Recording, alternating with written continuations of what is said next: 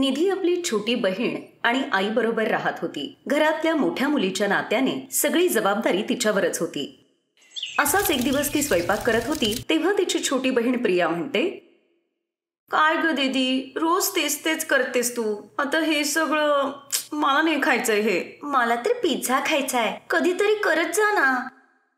Pizza तर मलाही खायचाय. मी पण फोनमध्येच बघितलाय. त्याबद्दल मी अजून. बरं तू आधी खाऊन तर घे हे, मग आपण दोघी पिझ्झा खायला जाऊयात. काय दीदी, काही पण. आपल्या गावात तर त्या कल्लू हलवाईच्या समोशाशिवाय काहीच खायला मिळत नाही. पिझ्झा तर खूप दूर राहिला. मग जर माहितीये तुला तर का हट्ट करतीयेस? दुसऱ्या गावात तर मिळतो ना. चल ना तिकडे जाऊयात. बरं जाऊयात, तू आधी हे खाऊन घे. तू खाऊन घे, तोपर्यंत मी बाकीचं सगळं काम आवरते, मग आपण पिझ्झा खायला जाऊयात.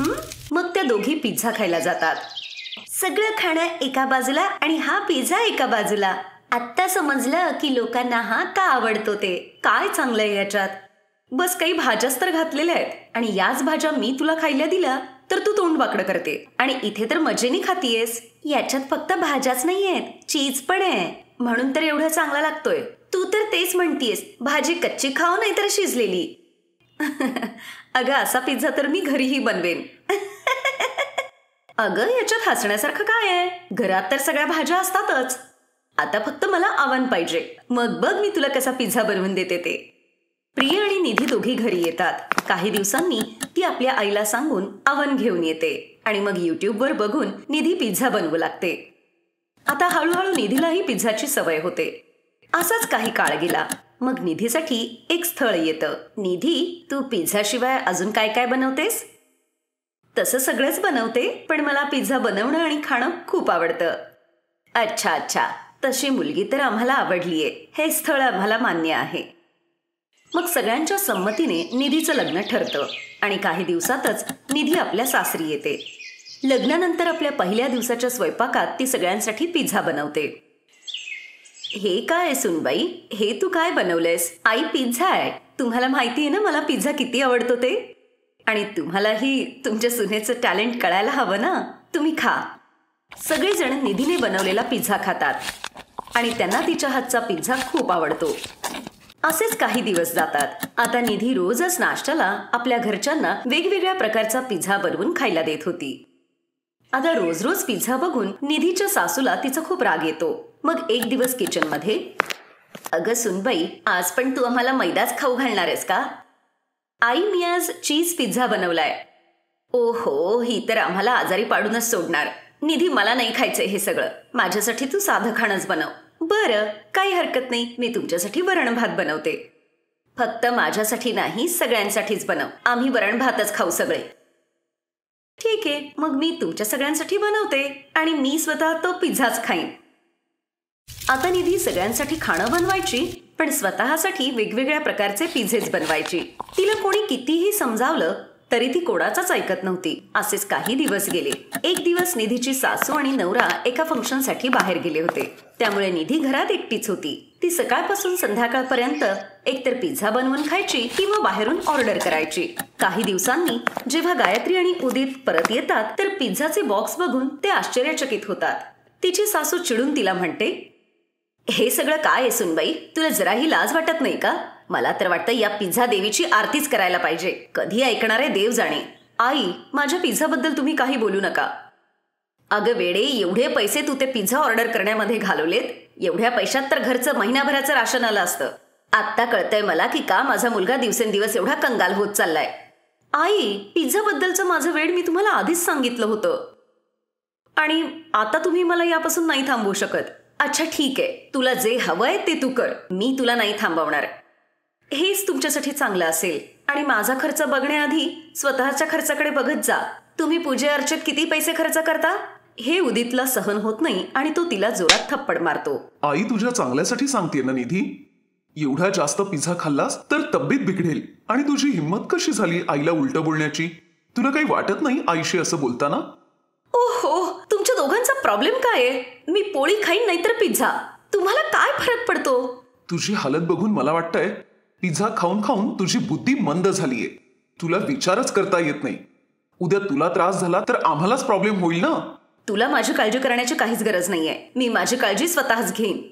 असेच काही दिवस निघून जातात आणि निधी अजूनही आपली पिझ्झा खाण्याची सवय तशीच सुरू ठेवते. मग एक दिवस अचानक तिची परिस्थिती खूपच गंभीर होते आणि ती पोट पकडून रडू लागते. उदित आणि गायत्री तिला घेऊन हॉस्पिटलमध्ये जातात, जिथे डॉक्टर तिला तपासून म्हणतात, हे बघा, गरजेपेक्षा जास्त मैदा खाल्ल्यामुळे यांची अशी हालत झालीये. हा मैदा यांच्या आतड्यांना चिटकलाय आणि हे खूपच सिरियस आहे. यांच्या शरीरात खूप ब्लॉकेजेस पण आहेत, त्यामुळे यांचं ऑपरेशन करावं लागेल. पण तरीही आम्ही सांगू शकत नाही की या वाचू शकतील की नाही. तुम्हाला हवं असेल तर तुम्ही ऑपरेशनच्या आधी त्यांना भेटू शकता. सासू आणि उदित तिला भेटायला आत जातात, जिथे ती पोट पकडून रडत होती. माझ्या पोटात खूप दुखते आई, मला माफ करा. मी तुमचं काही ऐकलं नाही. मला नाही वाटत की मी आता जिवंत राहीन. तू वेडी झालीयस का?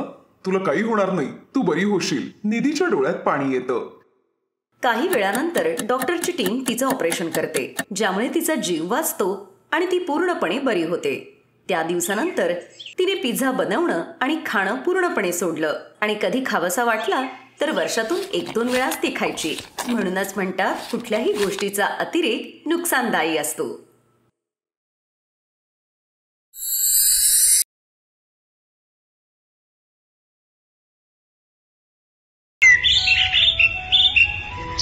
रजतजी, मला खाणं बनवायला खूप आवडतं आणि मला माझ्या या आवडीचं व्यवसायात रूपांतर करायचंय.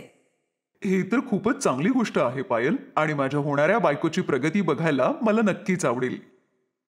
पण बिझनेस करण्यासाठी खूप पैशांची गरज असते ना, आणि तुला तर माहितीये की आमच्याकडे तेवढे पैसे नाहीयेत. बिझनेसमध्ये पैसा लावणं म्हणजे खूप मोठी रिस्क आहे.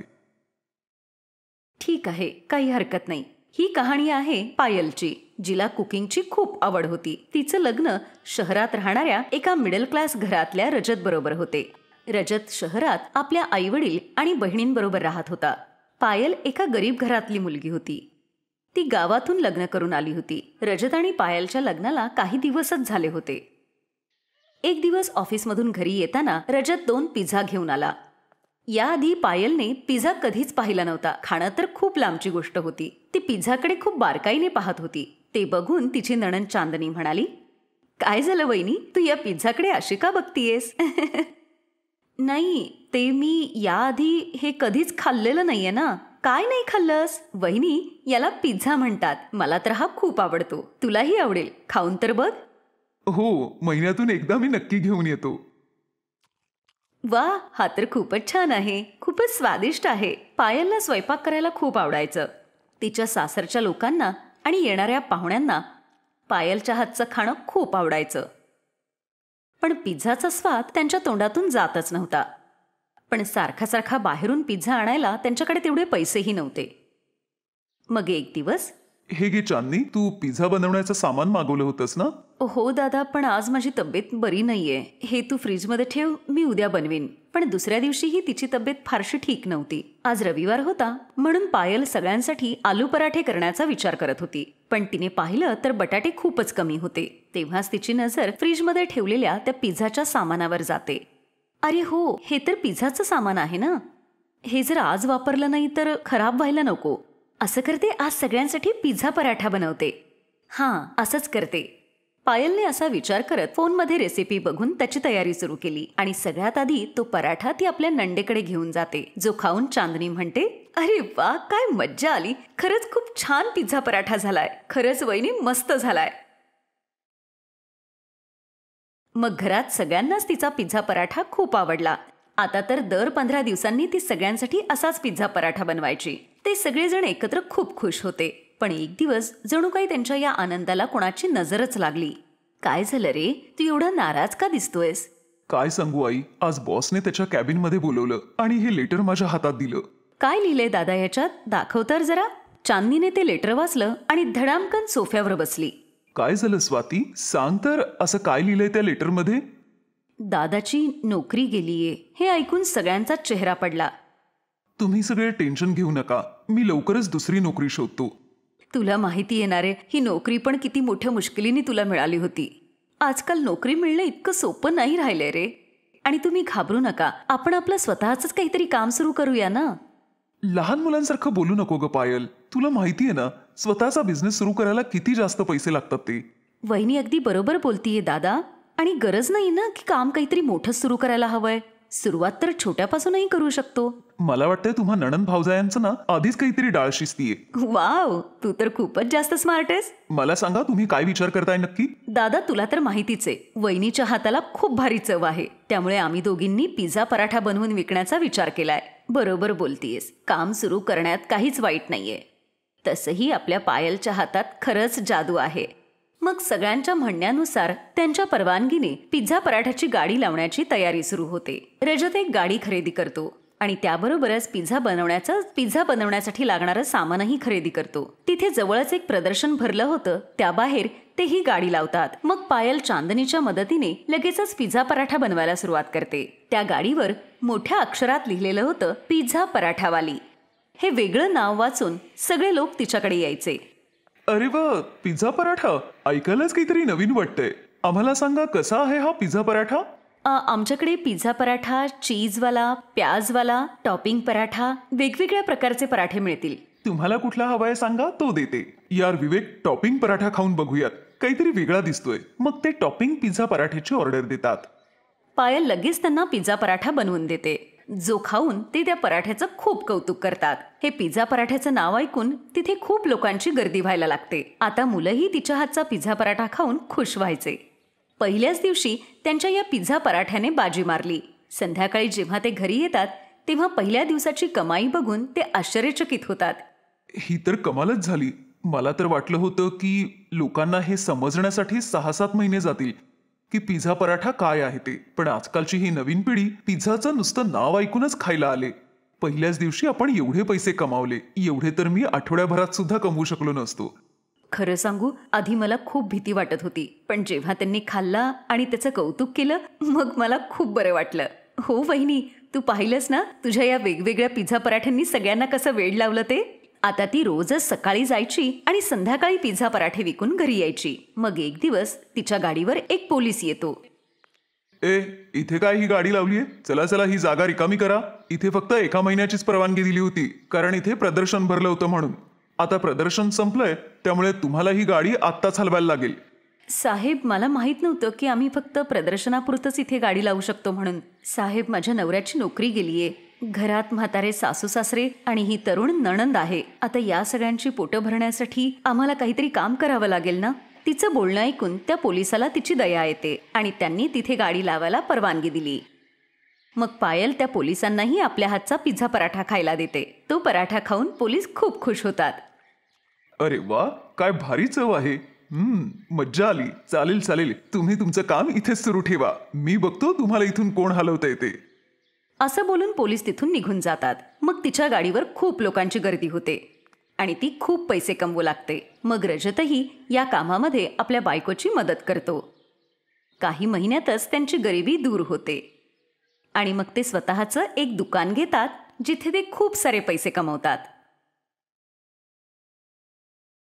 Best buddies. हॅलो मित्रांनो, हा व्हिडिओ पाहिल्याबद्दल धन्यवाद. जर तुम्हाला हा व्हिडिओ आवडला असेल तर कृपया लाईक, सबस्क्राईब आणि कमेंट नक्की करा. आणि हो, शेअर करायला पण विसरू नका. अजून असेच मजेदार व्हिडिओ पाहण्यासाठी खाली दिलेल्या घंटीला दाबा. बघत रहा बेस्ट बडीज.